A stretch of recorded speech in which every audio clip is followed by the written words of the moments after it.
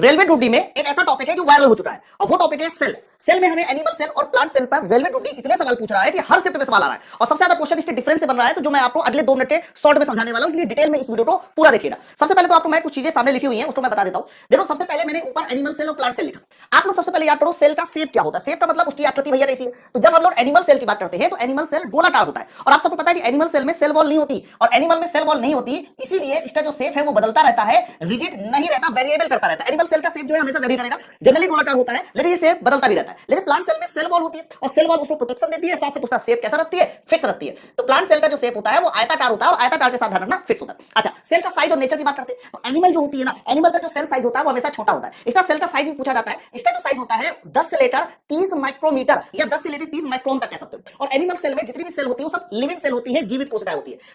Plant cell का जो size होता है वो बड़ा होता है और प्लांट सेल का जो साइज होता है वो 10 से 100 माइक्रोमीटर या 10 से 100 माइक्रोन तक हो सकता है। प्लांट सेल में दोनों तरह की कोशिकाएं पाएंगी, ये मतलब उसमें डेड भी होगी, लिविंग भी होगी, दोनों तरह की सेल हमारी प्लांट सेल में पाई जाती है। जबकि अगर बात रिक्तिकाओं की करते हैं तो रिक्तिकाओं का काम क्या होता है कि जितना भी अपशिष्ट होता है ना हम लोग जो खाते हैं उसको स्टोर करना। तो एनिमल सेल में बहुत छोटी रिक्तिकाएं पाई जाती है लेकिन संख्या में बहुत ज्यादा होती है, क्योंकि ज्यादा अपशिष्ट उसको जो है एब्जॉर्ब करना होता है। प्लांट सेल में ध्यान रखना सिर्फ एक रिक्तिका पाई जाती है और उसका जो साइज होता है वो बहुत बड़ा होता है। सेंट्रियोल क्या करता है सर? सेंट्रियोल का काम होता है सेल डिवीजन को प्रमोट करना। तो ध्यान रखना जो एनिमल सेल होती है, एनिमल सेल में सेल डिवीजन ज्यादा चाहिए, इसलिए ज्यादा चाहिए क्योंकि आप सबको पता है कि हमारी लिविंग सेल से बनी हुई है, इसलिए सेंट्रियोल एनिमल सेल में पाया जाता है। और प्लांट सेल में जो सेंट्रियोल पाया जाता है ना वो जनरली सिर्फ छोटे प्लांट में पाया जाता है। लेकिन अगर ये पूछा जाए कि उपस्थित है अनुपस्थित है तो आप इसको एब्सेंट कहोगे। सेंट्रियोल हमारे प्लांट सेल में नहीं होता, अगर पाया भी जाता है तो सिर्फ छोटे पौधे में पाया जाता है। बच्चों प्लास्टिड और क्लोरोप्लास्ट की बात करेंगे तो ये कभी भी हमारे एनिमल सेल में बिल्कुल उपस्थित नहीं होंगे, चाहे प्लास्टिड हो चाहे क्लोरोप्लास्ट हो, लेकिन ये प्लांट सेल में हमारे जरूर उपस्थित होंगे। सेल मेम्ब्रेन, सेल वॉल की बात करते हैं। पहले तो मैं आपको बता दूं जो सेल मेम्ब्रेन होती है और सेल वॉल होती है, में सवाल पूछा जाता है ये जो सेल वॉल होती है ना तो ये कैसी झिल्ली होती है? तो कहते हैं ना सेल वॉल हमारी एक तरह की